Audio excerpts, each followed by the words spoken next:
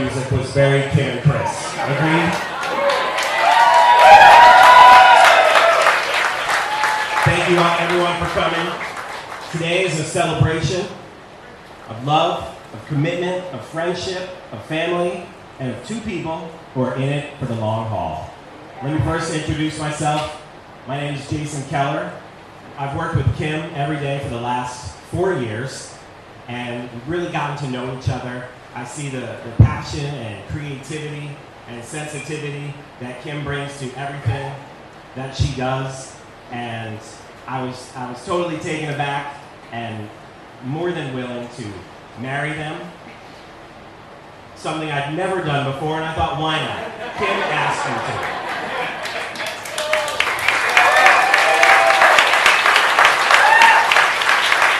And of course, when you meet Kim, you meet Chris.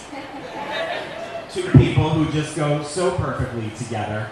One of the things I think is just so impressive about Chris, and I think we all know this even to everything we see here today, is Chris is, if he's not already, is well on his way to being a true Renaissance man. There is no topic this man cannot learn or handle, and I think they are an incredible match, and I think we all know that.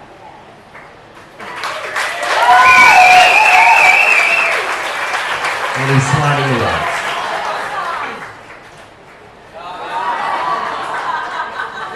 See?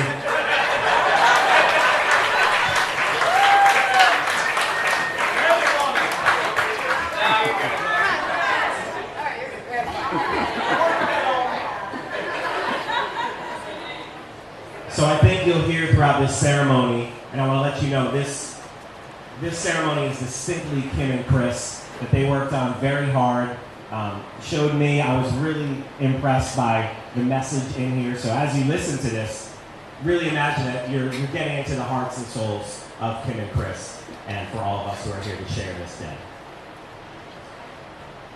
You don't have to have a ceremony to have a marriage. And when you think about it, the whole thing is kind of weird, right? You're standing up here, looking fancy, holding flowers, and being stared at by pretty much everyone who has meant anything to you in the past 20-something years. So why do we do it? The marriage ceremony has been an important feature across nearly every culture, religion, generation, and society. We have thousands of important moments that happen throughout our lives, but this one is regarded as one so critical, we acknowledge its special status by sharing it with others. Why this moment? Because despite all of our differences, love is what we all share. It's the great unifier, our one universal truth, that no matter who we are, where we've come from, and what we believe, we know this one thing: love is what we're doing right. That's why you both are standing here. That's why all of you are here to watch them stand up here. We have all loved in our lifetimes, and in this moment, we're reminded that the ability to love is the very best part of our humanity. And in speaking of the universal nature of love, Kim and Chris have asked me to share with you these inspired words by Carl Sagan. Get ready for a journey on this one. The size and age of the cosmos are beyond ordinary human understanding. Lost somewhere between immensity and eternity is our tiny planetary home, and yet our species is young and curious and brave and shows much promise.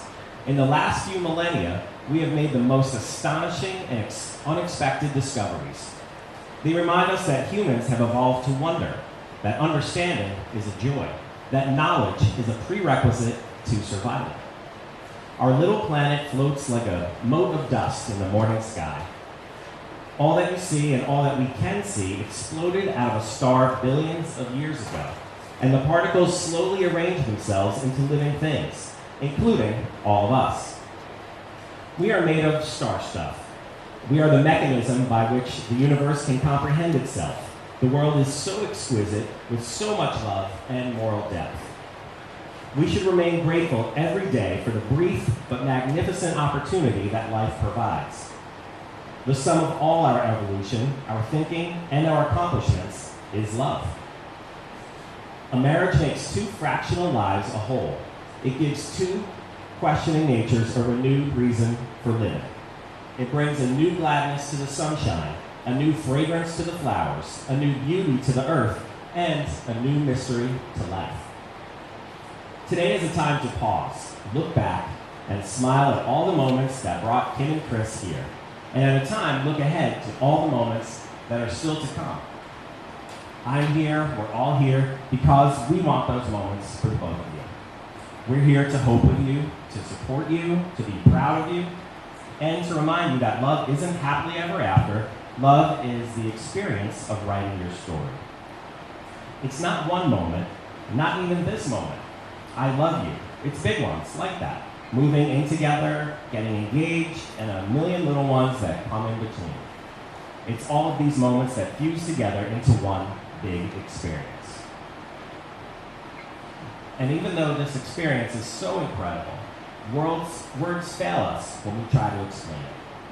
That's just the way it is with love. It's meant to be felt, not described. But trying to describe love is one of our favorite pastimes. We use the words we have come up with to write stories and poems and songs about love. And even though we describe love in different ways, and even though love can look different from one person to the next, we all know it when we see it. And when we see it here, that's what we have. Which raises an important question: just how the hell did we get here in the first place? Remember, this is very Kim and Chris, word for word. To answer this, we'll now hear from two people who know Kim and Chris better than most. Lisa?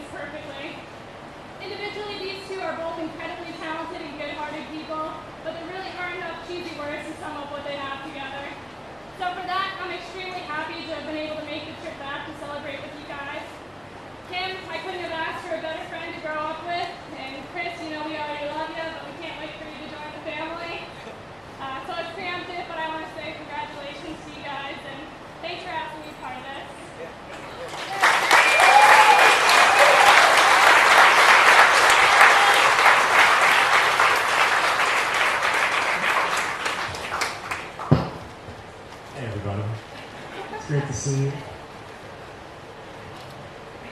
My name's Jay.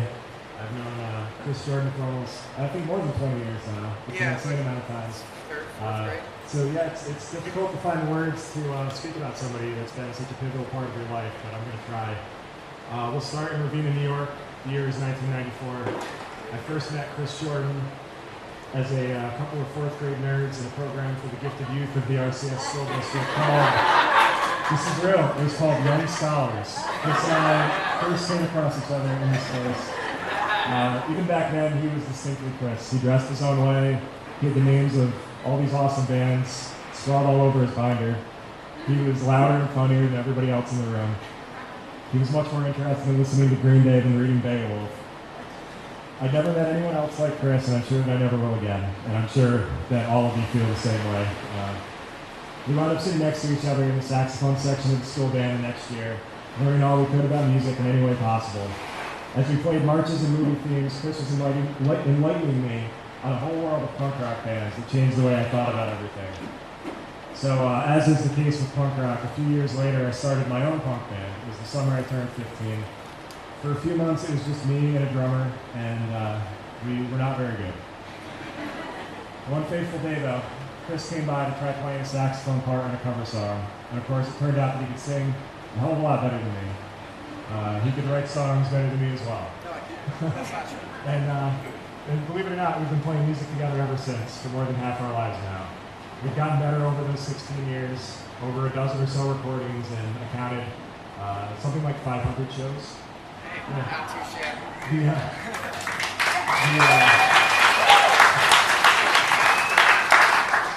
The noise we started making in my parents' basement and later in Brian and Lisa's basements has taken us all over this beautiful continent, from Quebec to Kansas, from New Jersey to New Orleans.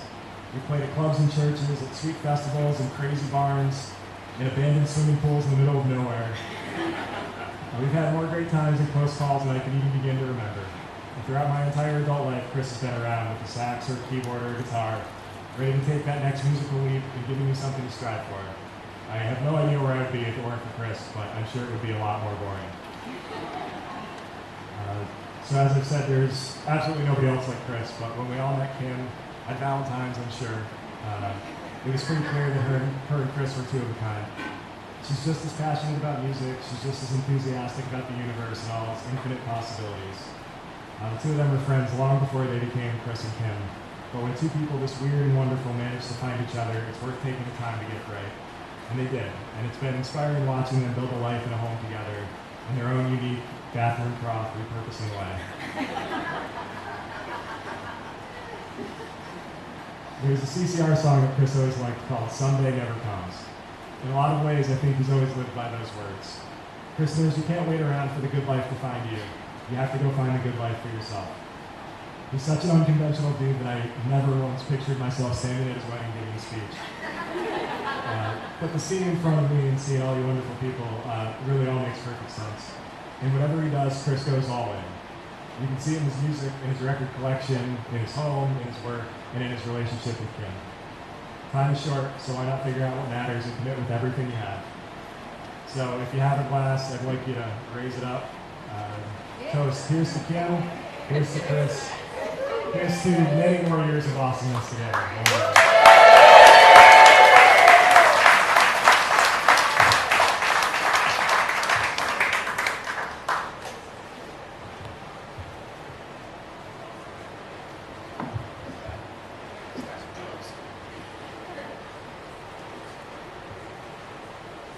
You fell in love by chance, but you're here today because you're making a choice. You both are choosing each other. You've chosen to be with someone who enhances you, who makes you think, makes you smile, and makes every day brighter. You're about to make promises to each other that you intend to keep. You're going to vow to take care of each other, to stand up for one another, and find happiness in each other. There's a simple premise to each of these promises. You're vowing to be there. You're teaming up and saying to the other, every experience I'm going to have, I want you to be a part of. Jenny, can we have the rings?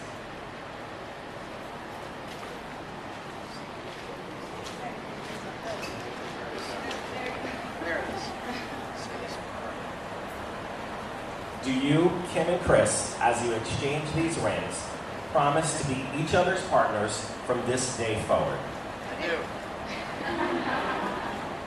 Do you promise to bring out the best in one another, share all of life's experiences together, and be there for each other when things are sweet and also when things are totally crappy? I Do you promise to love each other absolutely for the rest of this lifetime and for whatever may come next? do. Can we do it now? Change the rings.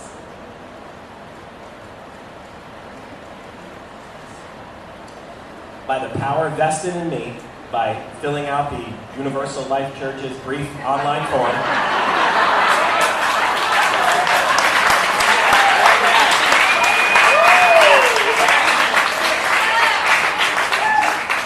I hereby pronounce you husband and wife.